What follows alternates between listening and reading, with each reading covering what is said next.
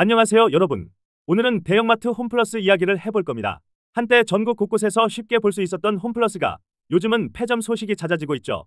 2025년 8월 13일 오늘 15개 점포가 폐점에 들어간다고 합니다. 왜 이런 일이 벌어졌는지, 그리고 그 뒤에 사모펀드라는 이름이 어떻게 얽혀 있는지 차근차근 풀어드리겠습니다. 오늘 영상에서는 인수부터 경영위기, 그리고 현재 폐점까지의 과정을 어려운 용어 없이 쉽게 설명드릴게요. 먼저 인수 배경에 대해 말씀드리겠습니다. MBK가 홈플러스를 산 이유 말입니다. 2015년 사모펀드 MBK 파트너스가 영국 기업 테스코로부터 홈플러스를 인수했습니다. 규모가 무려 7조 원이 넘었죠. 그런데 이 돈을 전부 현금으로 준비한 건 아닙니다. 약 절반은 자기 돈, 나머지는 은행 등에서 빌린 돈이었습니다. 인수 직후 MBK는 세일 앤 리스백이라는 방식으로 점포 건물들을 팔고 다시 빌려 쓰는 전략을 씁니다.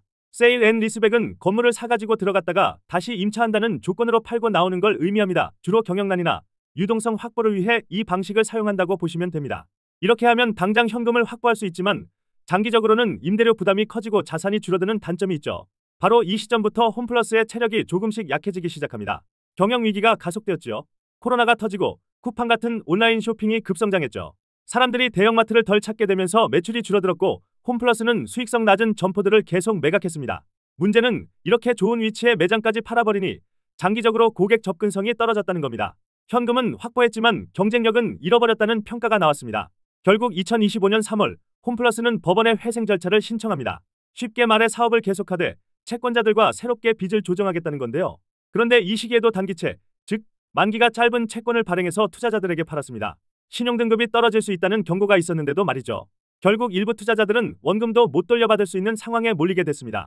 이 일로 검찰 수사가 시작됐고 MBK 회장까지 출국금지 조치가 내려졌습니다. 이제 폐점 논의와 사회적 파장에 대해 살펴볼게요. 이 와중에 전국 126개 매장 중 최대 36곳을 폐점할 수 있다는 얘기가 나왔습니다. 노조는 이건 단순한 회사 문제가 아니라 지역 경제와 일자리에 큰 타격을 주는 국가적 재난이라고 반발했죠. 폐점이 되면 수많은 직원이 일자리를 잃고 인근 상권 매출도 크게 떨어질 겁니다. 실제로 전문가들은 사회 경제적 손실이 수조 원대에 이를 수 있다고 분석했습니다. 홈플러스 측은 폐점에도 직원 재배치로 고용을 지키겠다고 했지만 노조는 믿기 어렵다고 보고 있습니다. 법원의 매각 승인과 회생 전략에 대해 말씀드리겠습니다. 2025년 6월 법원은 홈플러스 매각 계획을 승인합니다. 매각 관리자는 3일 회계법인이 맡게 됐고 목표는 채권자들에게 돈을 갚고 회사와 일자리를 최대한 지키는 겁니다. MBK는 자사 주식 2조 5천억 원어치를 무상 소각하겠다고 발표하며 부담을 줄이는 모습을 보였습니다. 하지만 누가 홈플러스를 인수할지는 여전히 미지수입니다. 이제 2025년 8월 현재 상황을 말씀드리겠습니다. 2025년 8월 현재 임대료 협상에 실패한 15개 점포의 폐점이 결정됐습니다. 본사 직원 일부는 무급휴직에 들어갔습니다.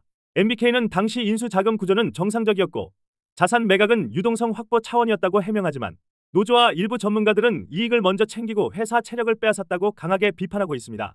정리하자면 홈플러스 사태는 사모펀드의 인수, 그 다음 자산 매각, 그 다음 외부 환경 악화, 그 다음 실적 악화, 그 다음 회생 절차, 마지막 폐점 논의라는 흐름으로 이어졌습니다. 이 과정에서 수많은 직원과 협력사가 피해를 받고 지역 경제에도 충격이 예상됩니다.